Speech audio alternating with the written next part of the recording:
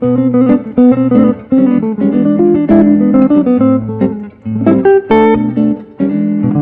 this lesson, you're going to learn guitar shell voicings. This is such an amazing approach to be able to play simple jazz guitar chords and accurately interpret literally any jazz chord from any jazz tune using as few as 8 simple chord shapes.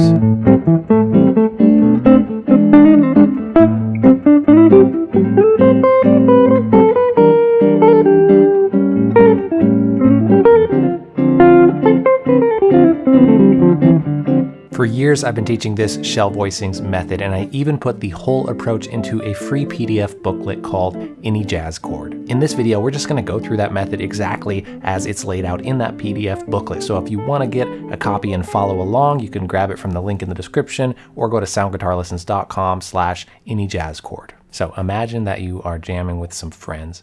Things are sounding pretty good. You're feeling confident. Then someone pulls out the lead sheet of a jazz tune and they ask you to play the chords while they play the melody and improvise over it. You take a look and you see chords like G major 9, sharp 11, C sharp minor 7, flat 5, F sharp 7, flat 9, flat 13, or B minor major 9. How would you do if that happened to you right now, if you had to play those on the spot? If your answer was not so great, then I'm excited for you because you're about to learn this simple system to be able to play any jazz chord with easy movable chord shapes with as few as 8 of them. I know it sounds too good to be true. It sounds like an infomercial or something like that, but it's really real. So if it's real, what's the trade-off, right? There must be some sort of catch. This must be some sort of beginner method that doesn't sound legit, doesn't sound professional, but that's not the case. One of my favorite things about this is that even the best of the best guitar players, the super pros, they will often opt for these exact chord shapes, even when they know a bunch of other stuff, just because it's the sound they want to hear, because it's a sound that provides some clarity and some space to the music. This approach is about making sure that you have 2 accurate chord shapes that you can fluidly jump to for literally any chord type that exists in jazz harmony. In addition, these chord types serve as a really great foundation to later build more complex harmony on top of, such as chord extensions and alterations and substitutions and stuff like that. I'm excited for you to see how well it works. First, let's explain what shell voicings are. With all the extensions and variables and possibilities included, there are 60 plus different chord quality types that you could play. Chord qualities are like major, minor, diminished. Those are qualities. So over 60 different chord quality types. But with all of them, there is an essential core that really defines the true essence of each chord. That essential part actually provides all the information that is really needed for any chord. In jazz harmony, these essential versions of chords are often referred to as shell voicings. Shell voicings are interpretations of chords where we only play 3 of the notes. Again, the essential information, which is going to be the root, the 3rd, and the 7th of the chord very often. Also variations of that, like you could play the 6 instead of the 7, for example, and you'll see exactly what I mean. Playing those notes actually creates kind of a complete sound and kind of a cleaner sound, and technically it's all we need. The root is the root, so we need that, though there are types of chords that are called rootless voicings, and I'll be talking about that later in this lesson series. But the other 2 notes other than the root, the 3rd and the 7, these are often referred to as guide tones because they are, again, that essential piece of the chord that really determines the quality of the chord and determines the motion and the function of the chord. For example, without the 3, you can't tell if a chord is major or minor. Without the 7, you won't be able to know if it's dominant 7 or not. Without the 3 or the 7, chords become ambiguous and we can't really tell what actual harmony they're supposed to be representing. So with these shell voicings, we're not playing the 5 of chords, but that doesn't mean the 5 is gone. The 5 is actually still a part of the chord. We're just allowed to not play it. And that's actually very common in voice leading, in composition. Ditching the 5 is the first note that is okay to get rid of. And it's implied that it's still there, even though we're not playing it. Using shell voicings, we can play any of those 60 plus chord quality types that I mentioned with just a handful of 3-note, movable, simple, easy chord shapes by ignoring all of the information that is not totally necessary. Now, the idea of not playing all of those tasty extra notes might be a little disappointing, like the flat 9, flat 13, sharp 9, stuff like that. But don't worry, we will definitely get there. We're just setting up a foundation to build on top of, and it will make adding those kinds of extensions way, way easier later. But also, a very important part of this is that these chord voicings are often again, the desirable one. They allow breathing room, and they allow room for the melodic material to define the harmonic quality a little more, kind of prevents us from stepping on the toes of other things that are going on in the music. For now, you can just think of all of those extra bits of information as still important and part of the music. They might represent what's happening in the melody. They might help an improviser select a certain scale that they would play over a chord. And so all of that is still there. We're just providing this very essential bed underneath everything else to happen on top of. And I would argue that especially if you're interested in playing jazz, and especially if you want to be able to sight read chord changes like in that scenario I mentioned earlier off of a lead sheet, that you really should have these chord shapes super down and be able to jump to them and sight read them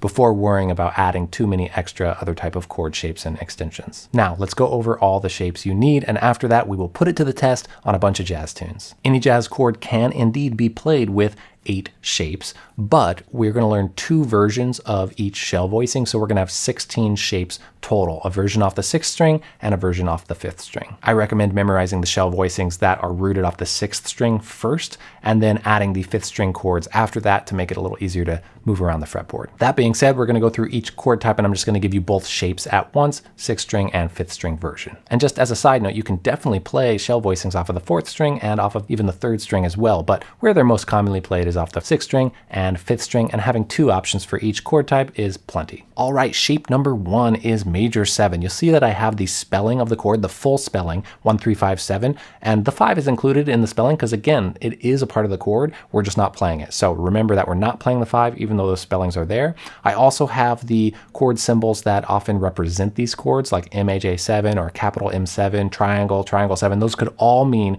major 7. So you have that as part of the diagrams as well. And then we have our shapes. So here's the root, 7, and 3rd. For all of the 6th string shapes, we're skipping the 5th string. We're not playing the 5th string. If you're strumming this, you have to make sure that's muted with one of your fingers and kind of clicks. If you're plucking, then you don't have to worry about that as much. This is G major 7. I'm going to go over here. Root 3rd 7, G major 7. Shape number 2 is major 6. My last video was all about 6th chords.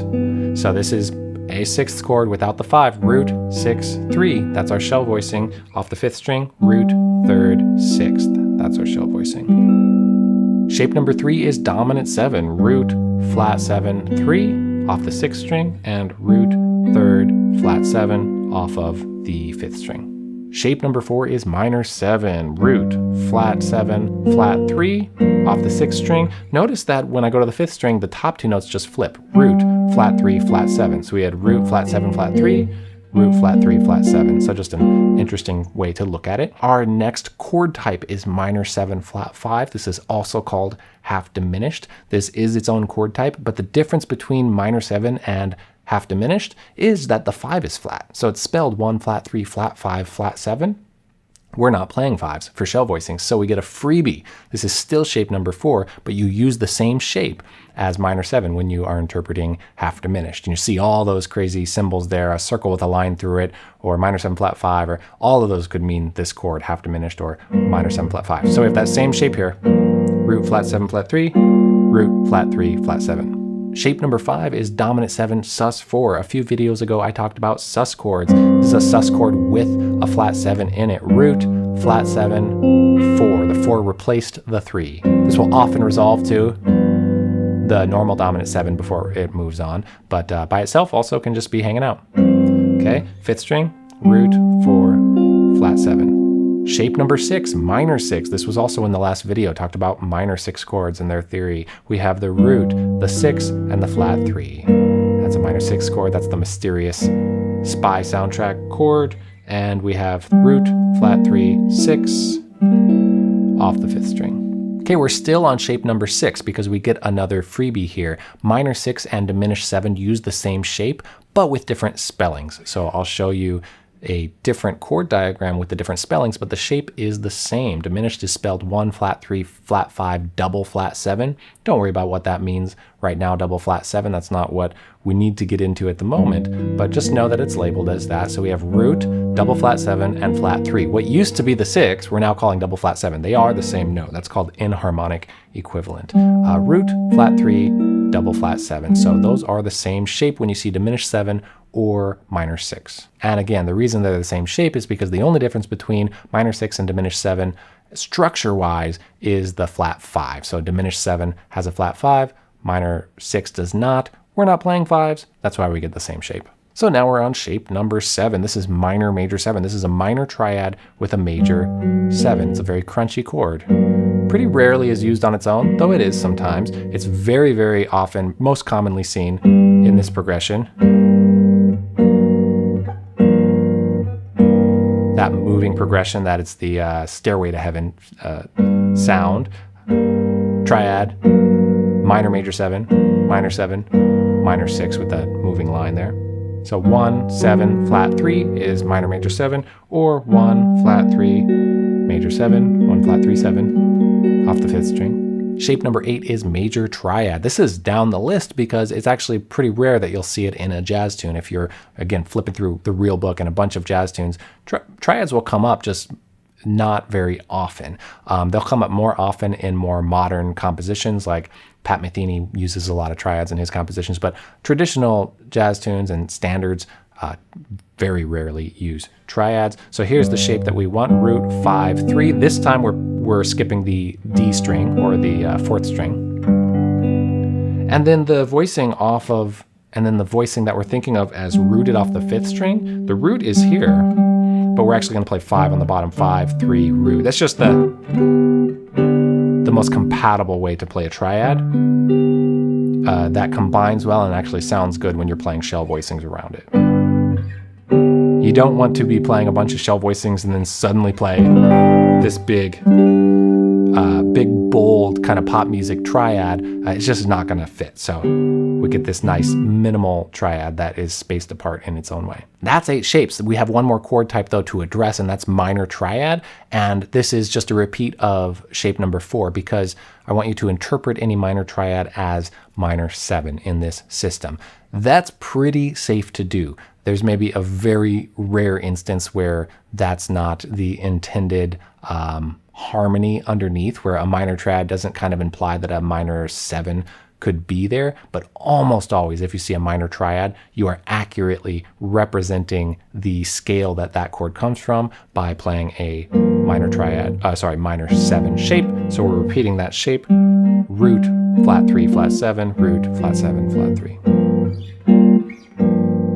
All right, those are all the chord types and all the shapes that we need. Pretty exciting. I mean, they're very approachable chord shapes and you really can play any tune. We're going to put it to the test in a second. We need to first talk about what to ignore though. In order to not get hung up on all those complex chords, we need to ignore the following things. We're ignoring 5s. We already know that. That's what a shell voicing is. So anything related to a 5, we are ignoring. We're ignoring slash chords when you see a slash and then a letter underneath a slash. So like G7 over B is how you would call that, G7/B. That's a slash chord. Sometimes it's referring to an inversion of a chord. Sometimes it's an interesting complex poly chord or something like that, but we get to just ignore it. If you're playing with a bass player ever, they will play that bottom note always. So I even recommend specifically not playing it if someone else is going to represent that low end note that is being asked for. Even if you don't have a bass player though, and you just ignore that bottom letter, the slash chord, totally fine. You're still accurately playing a chord. What you're missing maybe is some specific melodic root movements or bass movements that are intended to happen in the progression, but you're still accurately playing the chord. It's going to fit and support the song exactly as it should. And sometimes that bottom note in a slash chord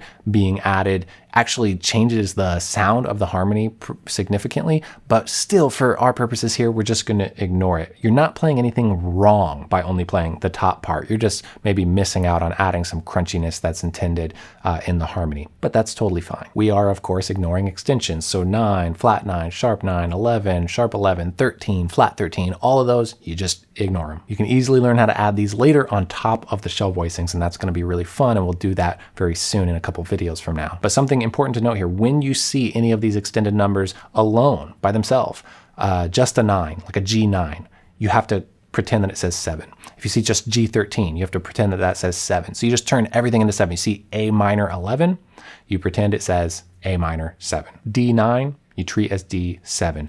D major 13, you treat as D major 7.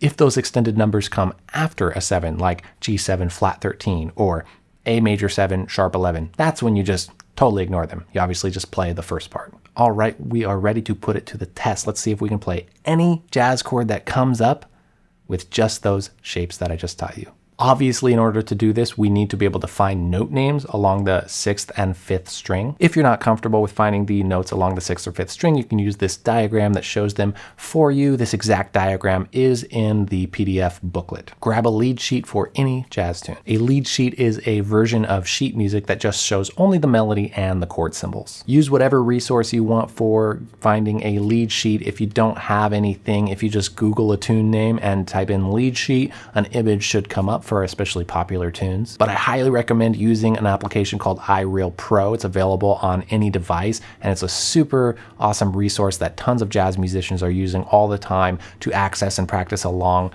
with thousands of chord progressions of tunes. I'm not affiliated with them in any way. It's just a resource that I use and recommend. So download the app, and once you download it, there's up in the left corner here a forums tab. Click on the forums tab, and that will take you to the forums. Click on to get jazz tunes. You can get all kinds of things, but on the top here it says jazz. You click on that, and then there should be a, here it is, jazz 1350 standards. So 1,350 standards. We're clicking on that. And then I'm going to go up here, and I believe that is going to download it for me. I'm going to click on that. There we go. Jazz 1,350. And then it's going to open it in the iReal Pro app. And it says import. I already have it, so I'm not going to import. But all you got to do is click import here.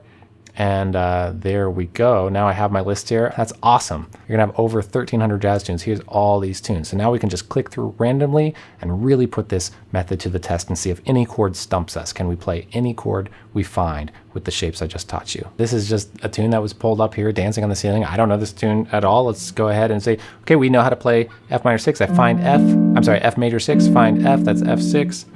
F7, no problem. We ignore that slash chord.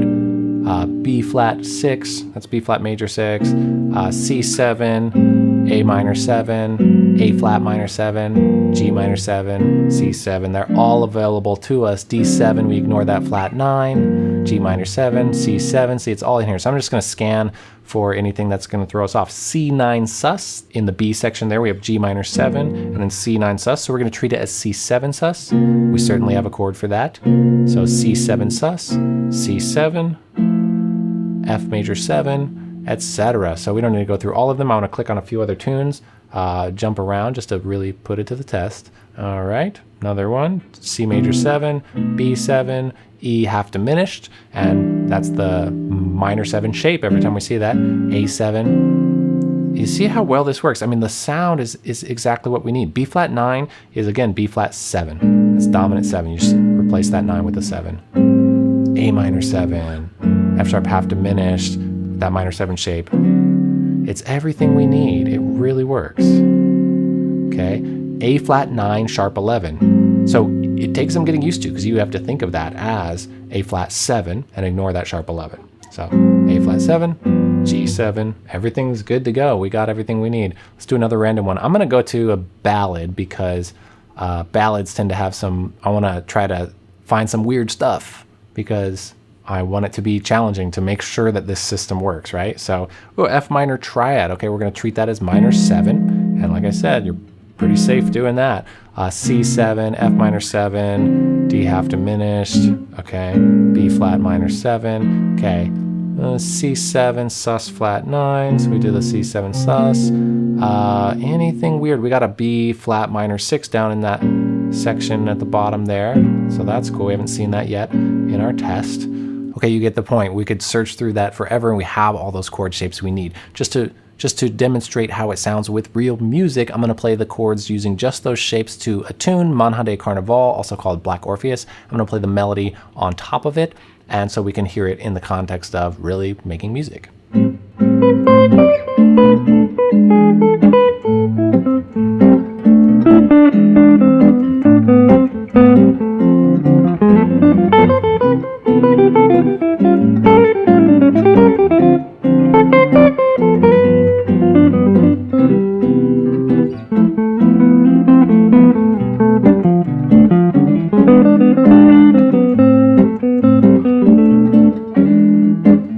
practice the chord changes of any specific tune and get it down, here are some that I recommend. Fly Me to the Moon, The Girl from Ipanema, Autumn Leaves, Dream a Little Dream of Me, My Funny Valentine. Those should all be available through iReal Pro. So now you can do it. You can play the chords of any jazz tune with just those chord shapes that we learned. Any jazz musician wanting to jam or improvise or sing, they need someone to provide the chords and the harmony underneath. Now you have what it takes to be able to do that. Let me know if you have any questions in the comments. If you found this valuable, please hit that thumbs up for me. If you know anyone who plays guitar who you think might be interested in being able to do this, please share this video with them. I think you'll have a lot of fun playing songs with this method. And once you're comfortable with them, then we're ready to start actually exploring those extensions. You can always ignore all that extra information, but we want to learn about those too and use them when we want the sound. And then we want to use the shell voicings when we want that sound. So we're following what we actually want to express and what we want to feel with the music. In the next two videos, I'm going to go over the theory of 9s, 11s, and 13s extended chords and how to start applying them